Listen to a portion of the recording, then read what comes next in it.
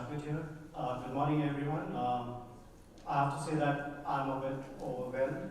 So if my voice shakes a little bit, it's because all of the power in the room is a little intimidating for me. It is with great pleasure and immense pride that I welcome you all to this inspiring conference on women empowerment, centered around the powerful theme, celebrating womanhood, empower, educate, elevate. Today, we gather here not just to discuss empowerment, but to celebrate the strength, resilience, and achievements of women across all walks of life. This conference serves as a platform to exchange ideas, share experiences, and drive meaningful action towards gender equality. May I request all of you to please welcome Dr. 𝗵𝗶 𝗨𝗀, Conference Chair and Executive Council Member, IACC, and Managing Director, 𝗂𝗵𝗲𝗁 Super Speciality Hospital. She'll share a few words with us.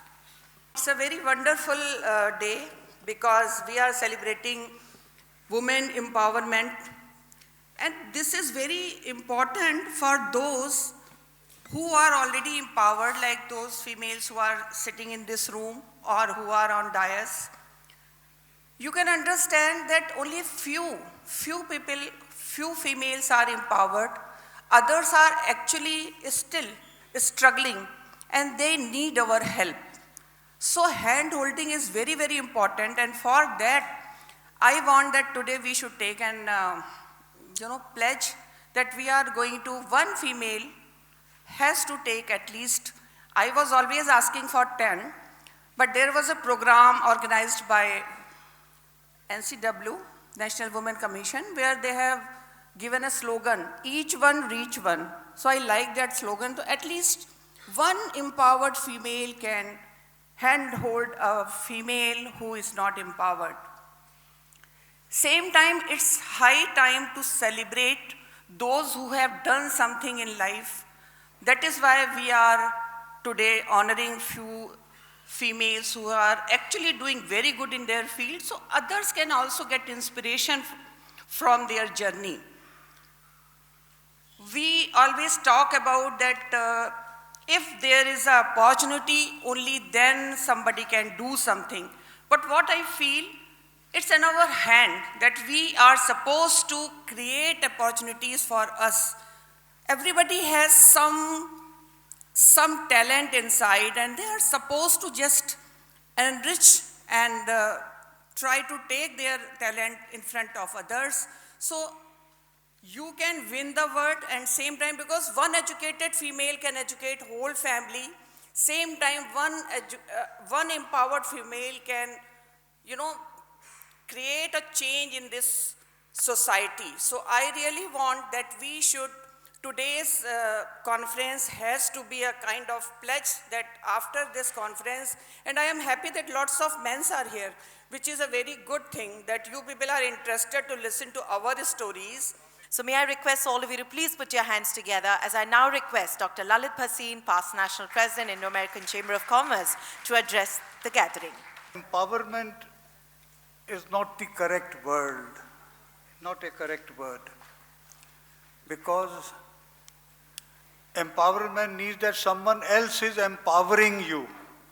That is what empowerment implies. So I examine this, being a lawyer, you see that empowerment, what it should be. So they are already empowered.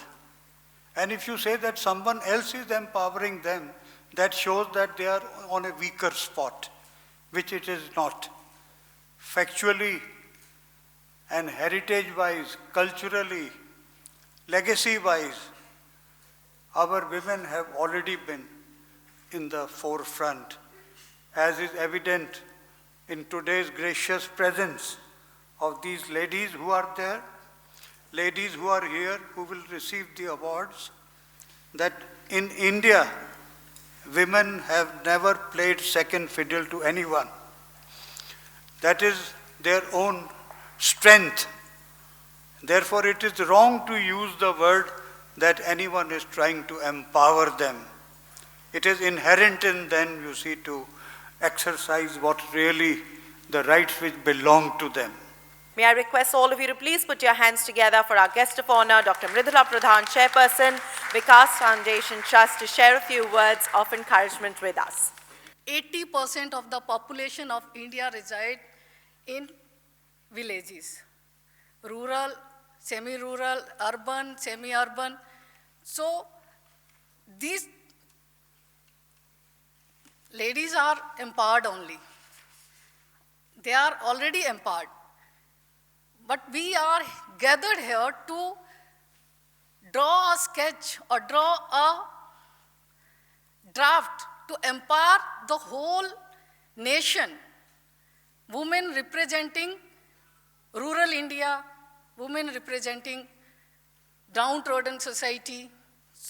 So I would like to say, in spite of empowerment, we can use the word awakening the spirit of power in women, celebration of womanhood. I'm deeply honored to stand before you today at this prestigious international conference on women empowerment, where we gather to celebrate womanhood. We have a wonderful lady joining us here on stage. Your applauses will be much appreciated.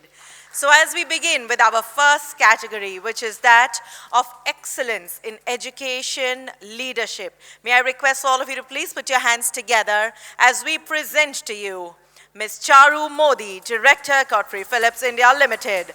A round of applause as I welcome on stage a distinguished entrepreneur who today has become a pioneer in bringing American accredited degrees and co-op model to our country. She has been a game changer in the field of education with her work at the KK Modi University. A round of applause as we congratulate her.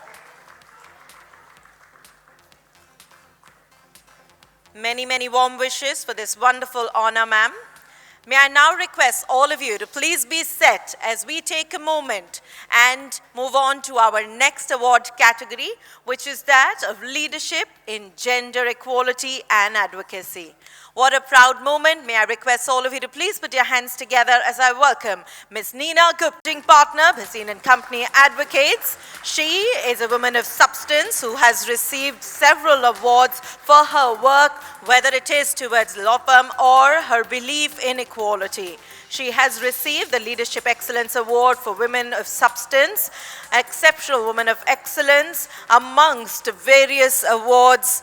Her accolades and list of recipients is something that she is known for, and apart from heading the Supreme Court litigation section of the firm, she also specializes in labor and employment law, aviation laws, and has been very, very actively associated with several high-profile cases. A round of applause as we take a moment and congratulate her.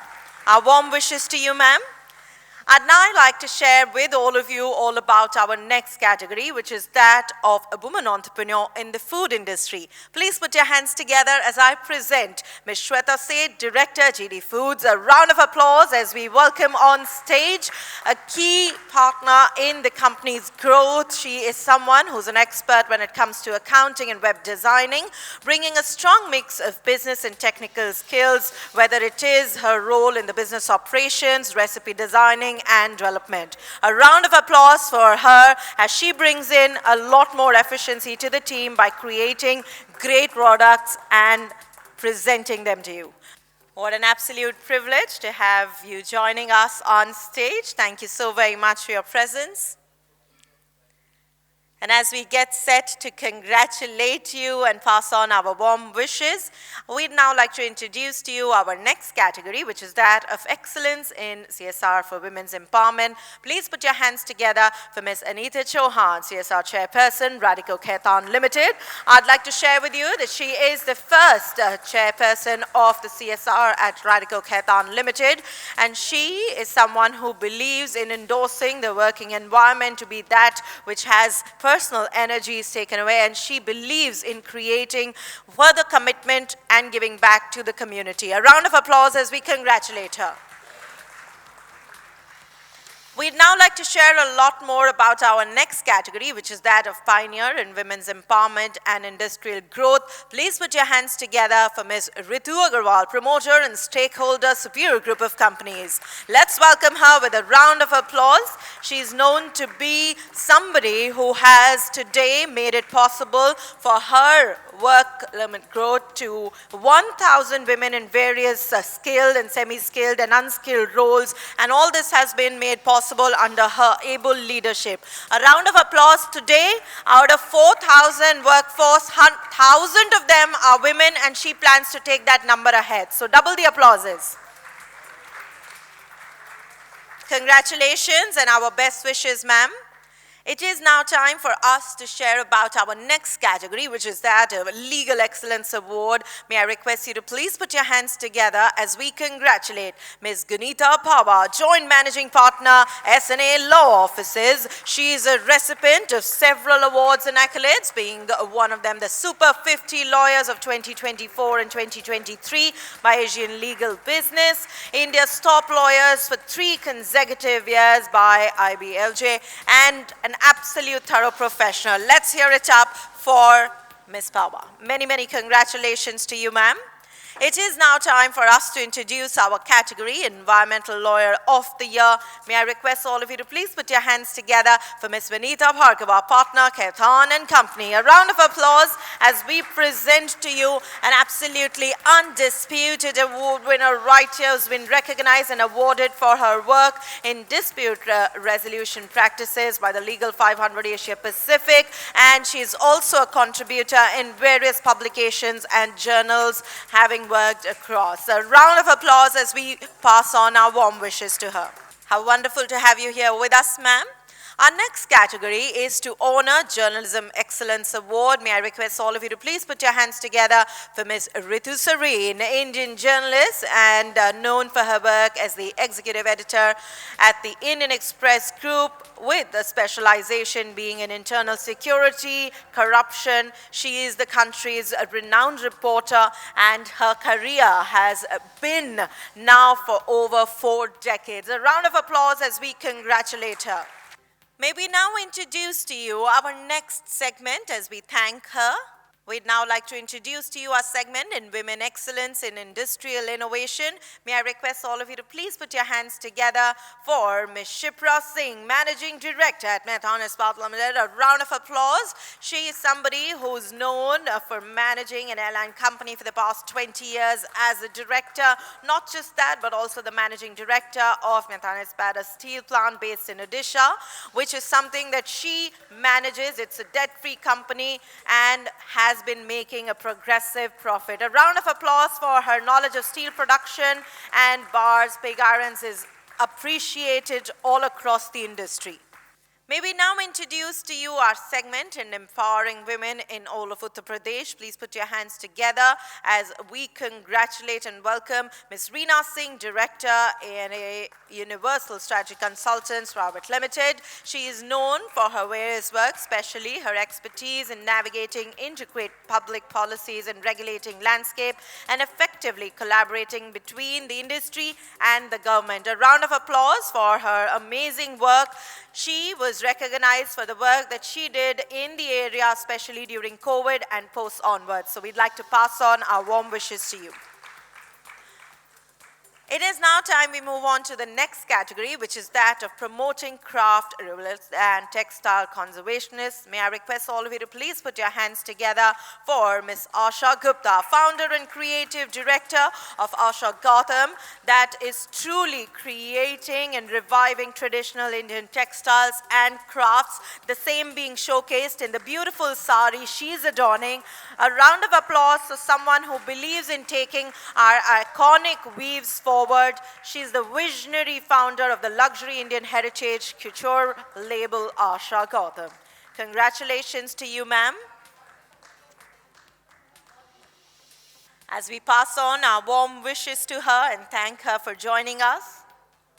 We'd now like to introduce to you our wonderful category of excellence in ESG law and gender equity. Let's hear it up for Ms. 𝗵𝗲 𝗀𝗀, partner, Trust Legal, a well-recognized lawyer who's made a name for herself, especially with her work on women issues. May I request all of you to please put your hands together, as today she is a champion lawyer in the ESG space. A round of applause for her. Many, many congratulations to all the award winners. A round of applause for each of them and for our dignitaries, as I request them to please take a seat. We showcase to you wonderful, inspiring stories. So may I once again request our wonderful audience to please put their hands together for them. And as we do that, I'm about to present to you yet another Lady of Steel. And I say that because today our chief guest, Dr. Mallika Nada, who's also the National President of Special Olympics India, has been working in the field of disability for now 3 decades, is somebody who is known for her work. From the very beginning, her selflessness is what made her come up and work towards the social good, whether it was for her work back then or today. So may I request all of you to please put your hands together as she shares a few words with us. सभी को नमस्कार। यहाँ उपस्थित सभी मातृशक्ति का वंदन करती हूँ। आज हम सब यहाँ महिला सशक्तिकरण के उद्देश्य से उपस्थित हुए हैं। तो सबसे पहले महिला शक्ति का वंदन, अभिनंदन और आज के कार्यक्रम के लिए उपस्थित सभी सज्जन वृंदों का भी अभिनंदन, जो वुमेनहुड को सेलिब्रेट करने के लिए यहाँ उपस्थित हुए हैं। Indo American chamber of commerce conference on women empowerment, where we are here to celebrate womanhood. I welcome all of you, honorable guests, distinguished dignitaries, Smriti ji, Mridula ji, Upasana ji, and all the empowered women who are sitting on the dais, ladies and gentlemen present here for today's conference. It gives me immense pleasure to be here for this conference where we are celebrating womenhood and talking about empowerment, talking about education, and we are talking about elevation of women from their problems and issues. As we stand at the crossroads of progress and opportunity, it is imperative that we redefine empowerment beyond economic and professional success. True empowerment encompasses dignity, inclusion, respect, and an unwavering commitment to strengthening the role of women in society. Thank you so very much, Dr. Nada, for those words. May I request all of you to please put your hands together as I present to you Srimati Smriti Irani ji, former Cabinet Minister, Young Global Leader, World Economic Forum. We are humbled to have her as our chief guest. It's very kind of you.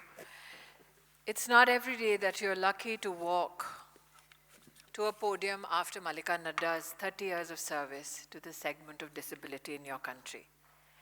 And it is an enormous task to follow in her elegance and her eloquence. However, I may give it a shot. Ladies and gentlemen, dignitaries on the dais and those who seek to partner with women, you will be astounded by the number of events that will precede the 8th of March.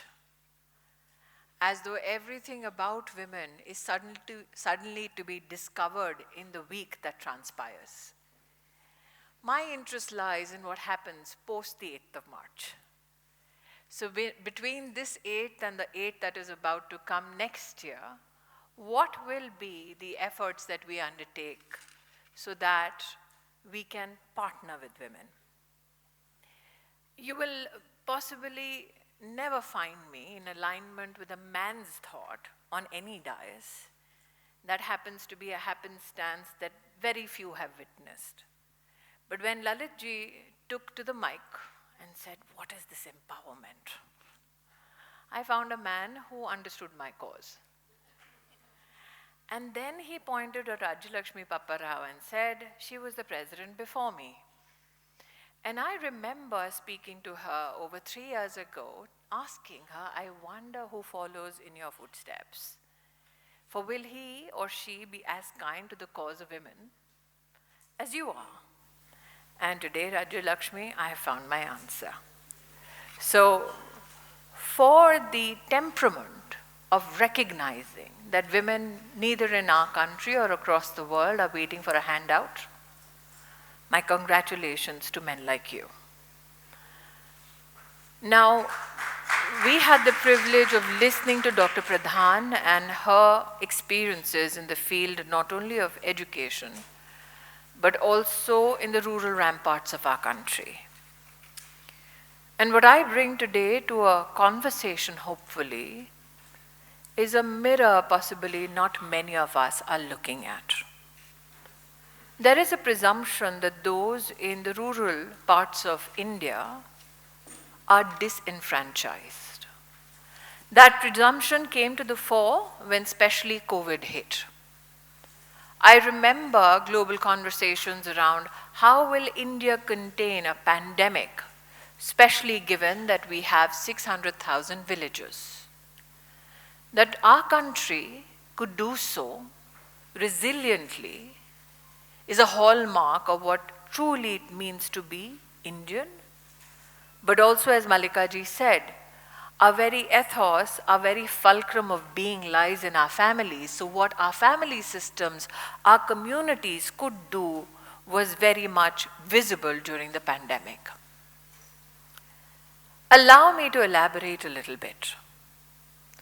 I distinctly remember a decade ago when the Prime Minister announced a program where banks will go to the doorsteps of those Indians who had never had a bank account. And he said, let me stand guarantee for such Indians, take no minimum deposit from them, let's at least help them create a relationship not only with a financial institution like a bank, but also ensure that from the treasury of India shall flow money directly to such citizens. Of the 500 million bank accounts that opened, a decade ago, 240 million belonged to the women of India.